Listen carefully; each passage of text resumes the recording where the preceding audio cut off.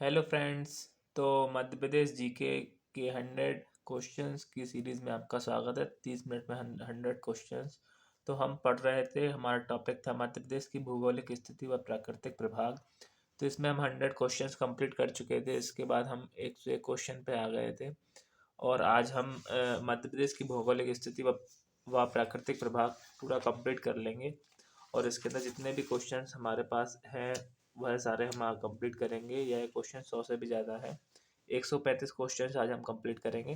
तो जल्दी से जल्दी वीडियो को शेयर कर दीजिए और जो भी बच्चे नए आए हैं वीडियो को लाइक कर दीजिए और बने रहिए वीडियो के अंत तक, ताकि आपको एमपीजीके का नॉलेज मिल सके और पटवारी और बाकी जितने भी कॉम्पिटिटिव एग्जाम हैं उनकी तैयारी कर सकें। तो चलिए स्टार्ट करते हैं। पहला क्वेश्चन है, मध्य प्रदेश का पड़ोसी राज्य नहीं है। तो इसका सबको पता है, इसका आंसर है उड़ीसा। उड़ीसा मध्य प्रदेश का पड़ोसी राज्य नहीं है।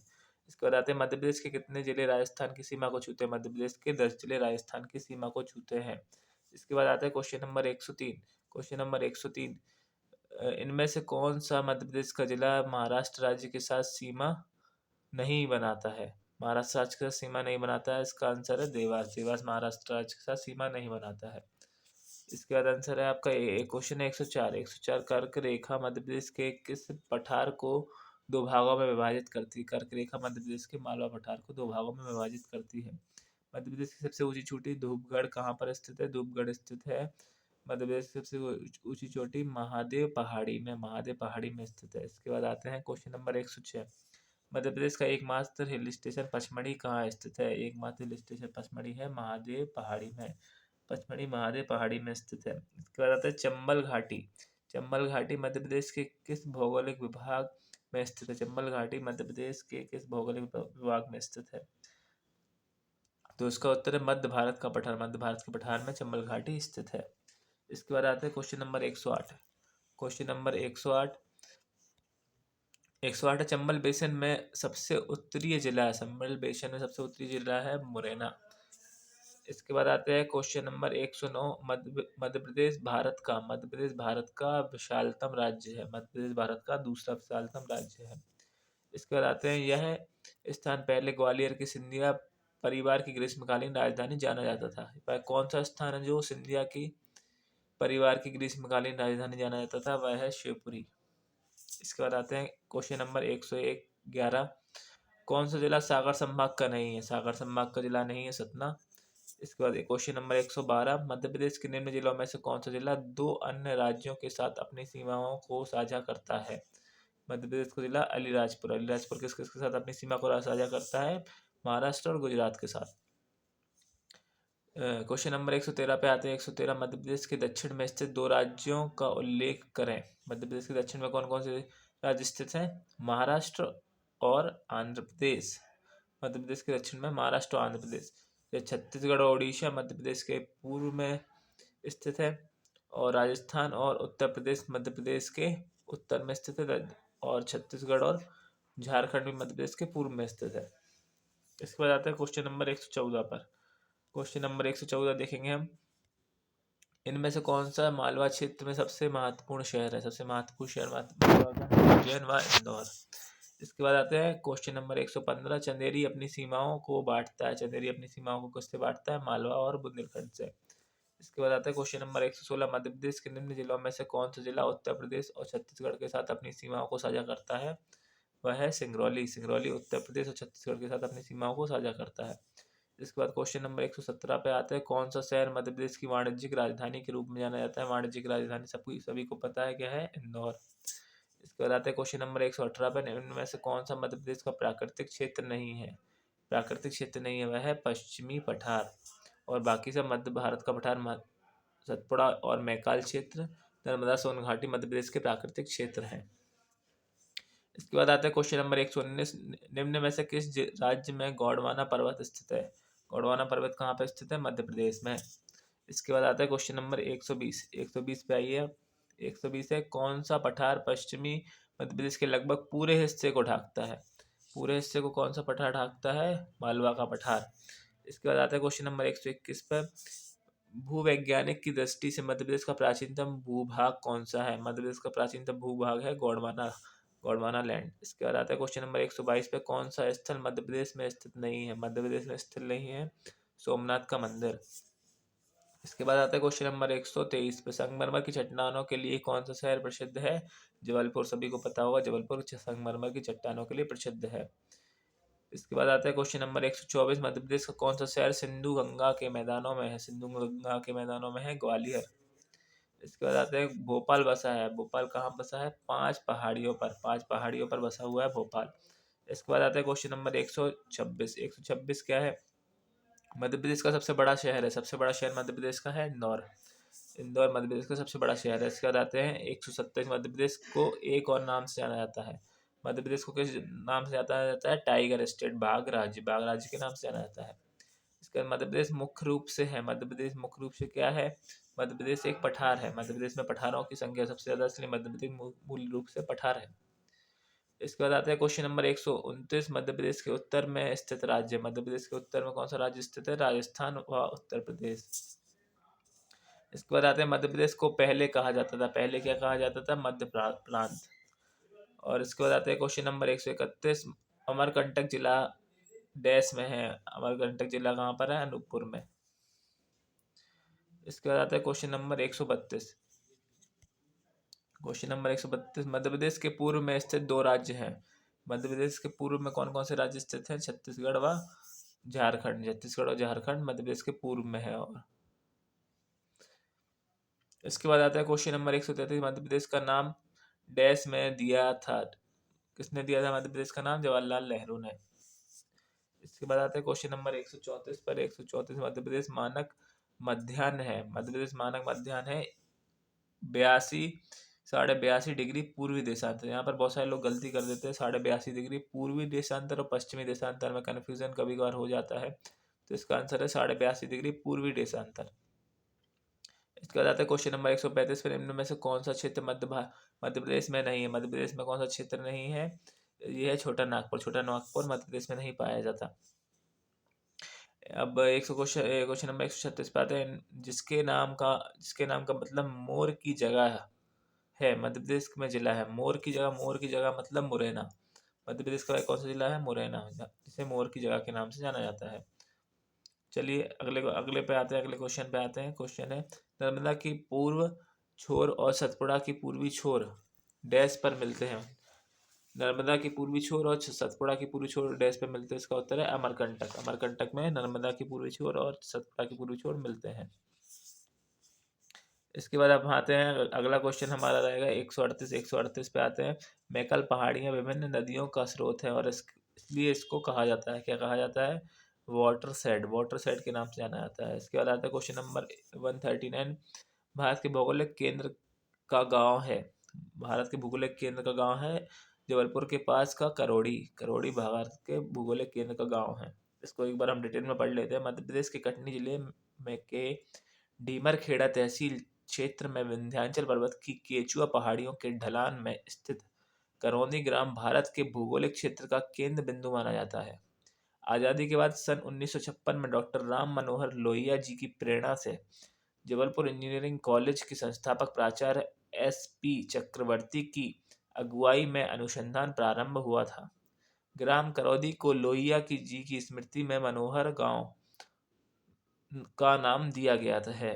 पहले यह तहसील सीहोर जबलपुर में था, बाद में कटनी जिले बनने पर यह गांव कटनी जिले में आ गया। तो चलिए हम आगे चल के इससे डिस्क्रिप्शन पे ज़्यादा ध्यान नहीं देंगे, और बाकी आप चाहें तो वीडियो को पॉज करके जितने भी डिस्क्रिप्शन हैं उनको पढ़ सकते हैं। चलिए स्टार्ट करते हैं, अगले क्वेश्चन पे आते हैं। क्वेश्चन नंबर 140, मध्य प्रदेश में सिर्फ एक पहाड़ी स्थल है, उसका नाम है, एक पहाड़ी स्थल है, उसका नाम क्या है? पचमढ़ी।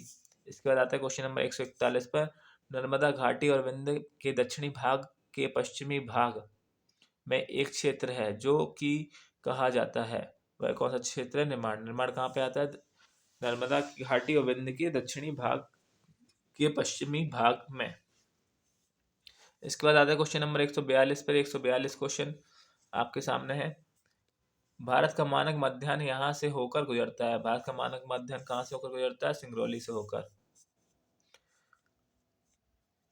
अब इसके बाद आते हैं क्वेश्चन नंबर 143 पर। निम्न में से कौन सा मालवा पठार के ऐतिहासिक स्थान का नाम है? मालवा पठार के ऐतिहासिक स्थल का नाम है उपरोक्त सभी। इंदौर का पूर्णा मंदिर, मांडू शहर, महाकाल मंदिर, उज्जैन।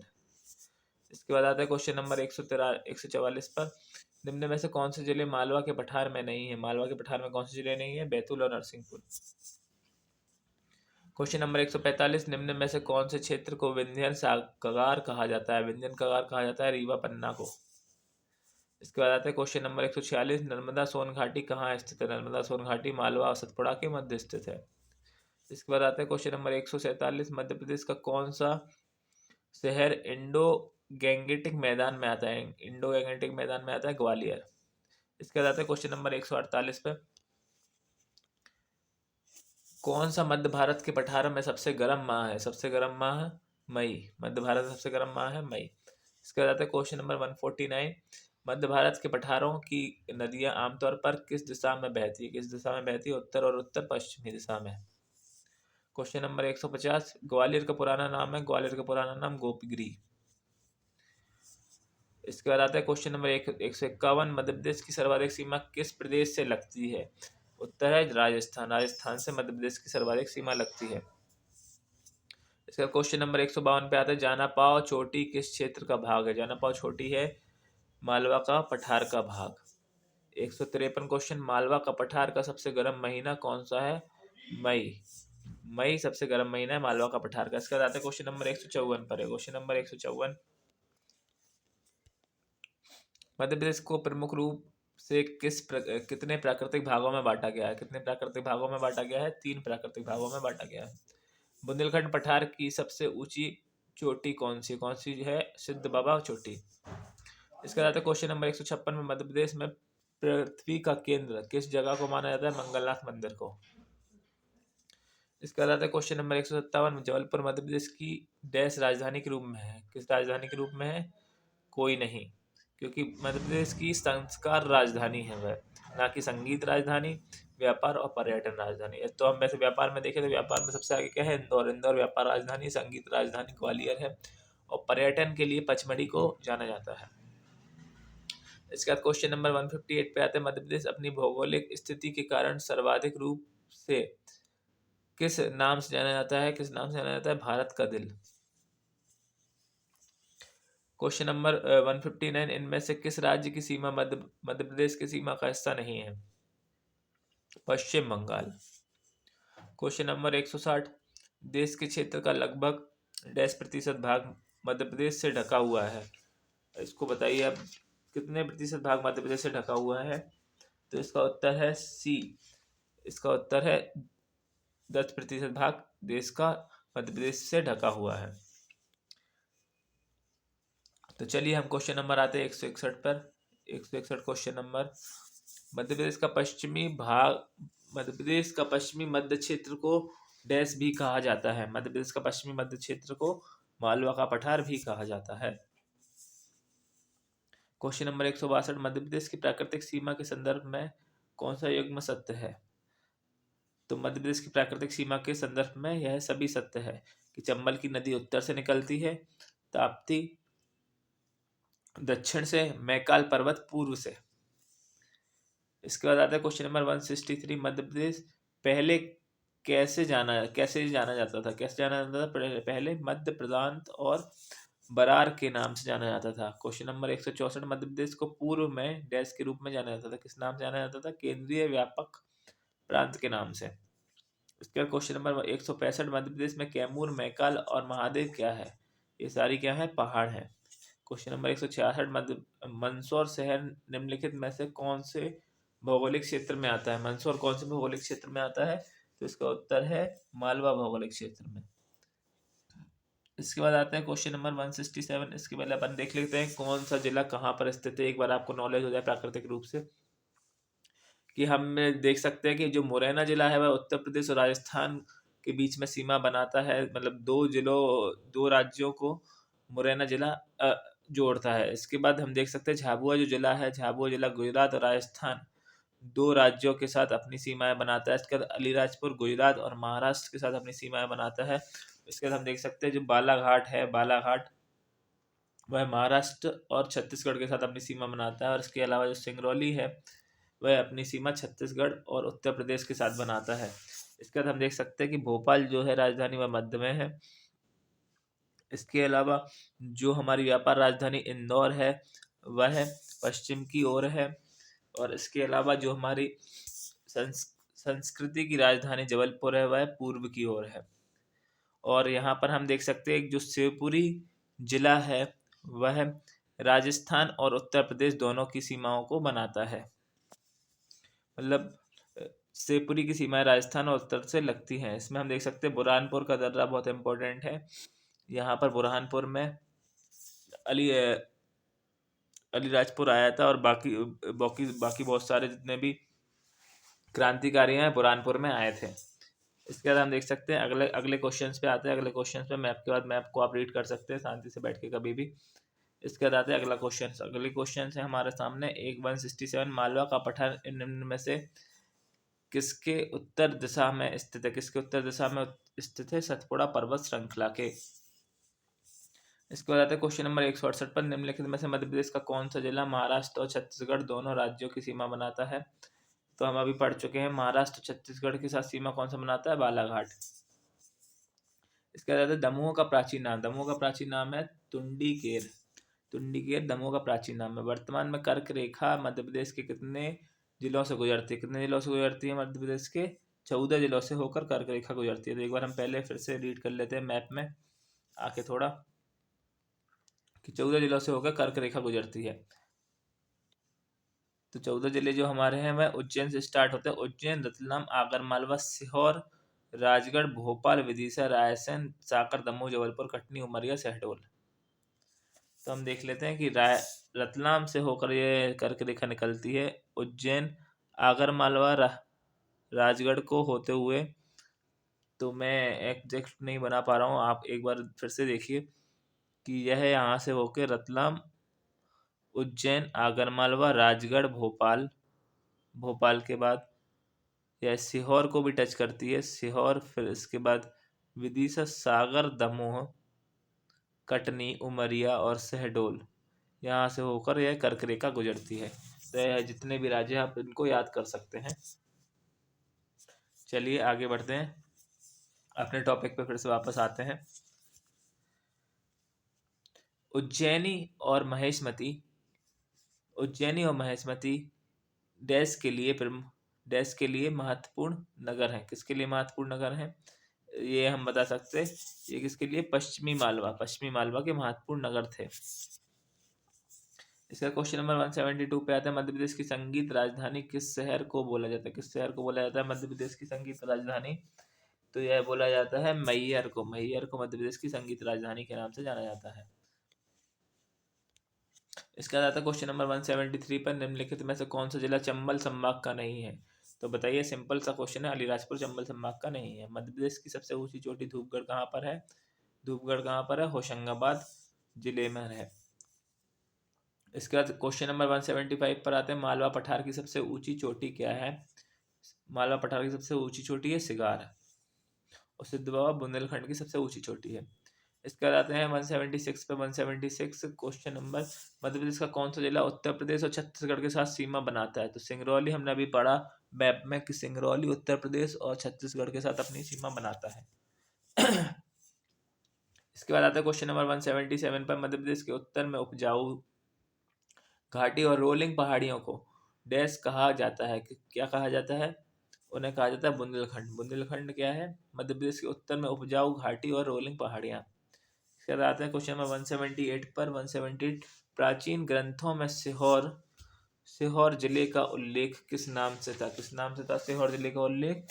यह इनमें से कोई नहीं, क्योंकि सीहोर जिले का उल्लेख था प्राचीन ग्रंथों में सिद्धपुर, सिद्धपुर के नाम से था। सिद्धपुर के नाम से सीहोर जिले को जाना जाता था। तो आगे आते हैं क्वेश्चन नंबर 179 पर। 179 है, शहडोल जिले में बांधवगढ़ पहाड़ियों के डैश पर्वतमाला में स्थित है। तो शहडोल जिले में बांधवगढ़ की जो पहाड़ियां हैं किस पर्वतमाला में स्थित है? वह विंध्य पर्वतमाला में स्थित है। इसके बाद आता है क्वेश्चन नंबर 180, विंध्य श्रेणी में सबसे ऊंची चोटी, सबसे ऊंची चोटी क्या है? गुडविल चोटी सबसे ऊंची चोटी है विंध्य श्रेणी में। अब हमको क्वेश्चंस बहुत सारे कंप्लीट करने हैं, तो हम उस हिसाब से स्पीड भी थोड़ी तेज रख रहे हैं। तो आप लोगों को अगर स्पीड तेज लगे तो आप थोड़ी स्पीड स्लो करके भी देख सकते हैं। चलिए क्वेश्चन नंबर 181 पे आते हैं। चंबल बेसिन में सबसे उत्तरीय जिला है मुरैना। इसके बाद आते हैं क्वेश्चन नंबर 182, निम्नलिखित में से किस शहर को मिनी मुंबई के नाम से जाना जाता है? सभी को पता है, इंदौर। इसके बाद आता है क्वेश्चन नंबर 183 पर, वह जिला जो परित्यक्त शहर एबेंडनमेंट सिटी कहा जाता है, एबेंडनमेंट सिटी कहा जाता है, वह जिला कौन सा है? वह जिला है मांडू। मांडू को एबेंडनमेंट सिटी के नाम से जाना जाता है। इसके बाद आता है क्वेश्चन नंबर 184 पे, मध्य प्रदेश का दूसरा उच्चतम स्थान है। मध्य प्रदेश का दूसरा उच्चतम स्थान है चौरागढ़। चौरागढ़ मध्य प्रदेश का दूसरा उच्चतम स्थान है। इसके बाद आता है क्वेश्चन नंबर 185 पे, मध्य प्रदेश की ग्रीष्मकालीन राजधानी। ग्रीष्मकालीन राजधानी सभी को पता है, मध्य प्रदेश की ग्रीष्मकालीन राजधानी क्या है? पचमढ़ी। इसके बाद आता है क्वेश्चन नंबर 186 में, मध्य प्रदेश की सबसे ऊंची चोटी मध्य प्रदेश की है धूपगढ़, जो कहाँ पर है? जो होशंगाबाद जिले के अंदर है, महादेव की पहाड़ियों पर। इसके बाद आता है क्वेश्चन नंबर 187, मध्य प्रदेश की आज़ादी के बाद मध्य प्रांत की राजधानी क्या थी? मध्य प्रदेश की आज़ादी के बाद राजधानी क्या थी मध्य प्रदेश की? नागपुर। मध्य प्रांत की राजधानी नागपुर थी। इसके बाद आता है क्वेश्चन नंबर 188 पर। क्वेश्चन नंबर 188 आपके सामने है। मार्बल रॉक निम्नलिखित शहरों में से किसके पास स्थित है? कहाँ पर स्थित है? सिंपल सा क्वेश्चन है, जबलपुर। इसके बाद आते हैं 189, निम्नलिखित में से कौन सा शहर शिवपुरी जिले में स्थित है? शिवपुरी जिले में स्थित है। निम्न दोनों जो है कोलारस और नरवर, यह दोनों कहाँ पर है? शिवपुरी जिले में स्थित है। संगमरमर की चट्टानें कहाँ पर है? किस शहर के समीप है? जबलपुर के। इसके बाद आता है क्वेश्चन नंबर 191, निम्नलिखित जिलों में से कौन सा जिला सोनघाटी में है? सोनघाटी में कौन सा जिला है? सारे जिले। सीधी और शहडोल, ये दोनों सोनघाटी में स्थित हैं। इसके बाद आता है क्वेश्चन नंबर 192, बुंदेलखंड पठार में निम्न में से कौन सा स्थान मौजूद है? कौन सा स्थान मौजूद है? शिवपुरी बुंदेलखंड पठार में मौजूद है। इसके बाद है बुरहानपुर जिला किस साल स्थापित किया गया? किस साल स्थापित किया गया बुरहानपुर जिला को? तो इसका उत्तर है 2003 में। 2003 में कौन कौन से जिले स्थापित किए गए? 2003 में बुरहानपुर, अनूपपुर और अशोकनगर है, इन 3 जिलों को स्थापित किया गया। जो बुरहानपुर है वो खंडवा से अलग हुआ, और इसके बाद हम देखेंगे कि जो मैंने दूसरा के जिले के नाम क्या बताया, बुरहानपुर खंडवा से अलग हुआ, अनूपपुर शहडोल से अलग हुआ और अशोकनगर गुना से अलग होकर बनाया गया। इसका देखते हैं क्वेश्चन नंबर 194, रीवा पन्ना पठार को किस नाम से जाना जाता है? विंध्य का पठार के नाम से जाना जाता है। इसके बाद आता है क्वेश्चन नंबर 195 पे, सतना जिला किस राज्य के साथ अपनी सीमा साझा करता है? उत्तर प्रदेश के साथ अपनी सीमा को साझा करता है। इसके बाद आते हैं 196 पे, परसीली कौन से जिले में स्थित है? परसीली कौन से जिले में स्थित है? सीधी जिले में स्थित है। इसके बाद आते हैं 197 पर, निम्नलिखित राज्यों में से कौन सा राज्य मध्य प्रदेश का सीमा राज्य नहीं है? मध्य प्रदेश का सीमा राज्य कौन सा नहीं है? कर्नाटक। सिंपल सा क्वेश्चन है। मध्य प्रदेश से गुजरने वाला महत्वपूर्ण अक्षांश, मध्य प्रदेश से क्या गुजरता है? अभी हमने पढ़ा कर्क रेखा मध्य प्रदेश से होकर गुजरती है। इसके बाद क्वेश्चन नंबर 199 पर। 199 हमारे सामने है, निम्नलिखित में से कौन सा जिला मालवा क्षेत्र में नहीं है? मालवा क्षेत्र में कौन सा जिला नहीं है? मंडला। इसके बाद क्वेश्चन नंबर 200, डैश में चमड़े के खिलौने कहाँ बनाए जाते हैं? इंदौर में। इसके बाद आते हैं जिनको जीआई टैग मिल चुका है। इसके बाद आते हैं क्वेश्चन नंबर 201, राज्य के केंद्रीय पहाड़ी इलाकों की ढलान किस दिशा की ओर है? किस दिशा की ओर है? उत्तर की ओर। मध्य प्रदेश राज्य के अक्षांशों का विस्तार क्या है? अक्षांश कैसे हैं? 21 डिग्री 2 मिनट उत्तर से 26 डिग्री 87 मिनट उत्तर की ओर, और दक्षिण की ओर यह उत्तर की ओर है, और पूर्व की ओर, क्योंकि मध्य प्रदेश जो हमारा भारत है वह उत्तर और पूर्वी देशांतर के अंदर आता है। उत्तरी अक्षांश और पूर्वी देशांतर के अंदर। तो पूर्वी देशांतर में 74 डिग्री 9 मिनट से 82 डिग्री 48 मिनट पूर्वी देशांतर के अंदर मध्य प्रदेश आता है। इसका क्वेश्चन नंबर 203 पे आता है, मध्य प्रदेश राज्य को कितने प्राकृतिक क्षेत्रों में विभाजित किया गया? कितने प्राकृतिक क्षेत्रों में विभाजित किया गया? 9 प्राकृतिक क्षेत्र में। तो ये हम पढ़ लेंगे 9 प्राकृतिक क्षेत्र। मध्य भारत का पठार, बुंदेलखंड का पठार, मालवा का रीवा पन्ना का नर्मदा सोन घाटी। इसके बाद राजपीपला की श्रेणी, मध्य श्रेणी, ग्वालियर श्रेणी व महादेव श्रेणी। इसके बाद 8वां मैकाल श्रेणी। इसका 9वां बघेलखंड का पठार। इसके बाद आता है क्वेश्चन नंबर 204 पर, निम्नलिखित में से कौन सा जिला जौरा, सैलाना और पिपलौदा के पूर्व रियासतों के क्षेत्र को शामिल करता है? कौन सा जिला है? वह है रतलाम। रतलाम के अंदर सैलाना, जौरा और पिपलौदा आते हैं। इसके बाद आता है क्वेश्चन नंबर 205 पर। आपके सामने 205 नंबर क्वेश्चन है, इसके बारे में आप जवाब दीजिए। तो ये क्वेश्चन है आपके सामने 205। देश के क्षेत्र का लगभग कितना प्रतिशत भाग मध्य प्रदेश के क्षेत्रफल में शामिल है? कितना प्रतिशत भाग? 9.5% भाग। तो इसके बाद आता है क्वेश्चन नंबर 206 पर, रीवा पन्ना पठार मध्यवर्ती पहाड़ी इलाके के कौन से क्षेत्र में स्थित है? रीवा पन्ना का पठार उत्तर और पूर्वी क्षेत्र मध्यवर्ती पठार में स्थित है। जैसे हम देख सकते हैं मैप के अंदर कि रीवा और पन्ना कहाँ पर आता है, उत्तर और पूर्वी में आता है। इसके बाद आते हैं क्वेश्चन नंबर 207। मध्य प्रदेश का कौन सा क्षेत्र अवंती के महाजनपद से जुड़ा हुआ है? अवंती के महाजनपद से जुड़ा हुआ है मालवा। इसके बाद आता है क्वेश्चन नंबर 208। छत्तीसगढ़ राज्य के गठन तक मध्य प्रदेश भारत का कौन सा राज्य था? सबसे बड़ा राज्य था। लेकिन अब मध्य प्रदेश भारत का दूसरा बड़ा राज्य हो गया है और राजस्थान पहले नंबर पर पहुंच गया है। इसके बाद आता है क्वेश्चन नंबर 209। मध्य प्रदेश के निम्नलिखित जिलों में से कौन सा जिला उत्तर प्रदेश और छत्तीसगढ़ दोनों राज्यों के साथ सीमा बनाता है? तो हम पढ़ चुके हैं उत्तर प्रदेश और छत्तीसगढ़ के साथ सीमा कौन बनाता है, वह है सिंगरौली। लेकिन इसमें अभी सीधी दिया गया है, तो अभी उस समय के अनुसार जब जब छत्तीसगढ़ था तो उस समय कहीं कहीं पे मतलब बताया गया सिंगरौली, कहीं कहीं पे सीधी बताया गया है। तो जो आपके सामने सिंगरौली नहीं दिया गया हो तो आप सीधी को भी उत्तर लगा सकते हैं। इसके बाद हम आते हैं क्वेश्चन नंबर 210 पर। मध्य प्रदेश में नर्मदा घाटी की औसत ऊंचाई, नर्मदा घाटी की औसत ऊंचाई कितनी है?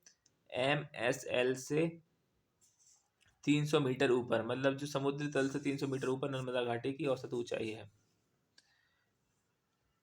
इसके बाद हम आते हैं 211 नंबर क्वेश्चन। 211 ग्रीष्मकालीन के दौरान 1948 से 1956 तक मध्य भारत की राजधानी क्या थी? इंदौर। 1948 से 1956 तक ग्रीष्मकालीन राजधानी।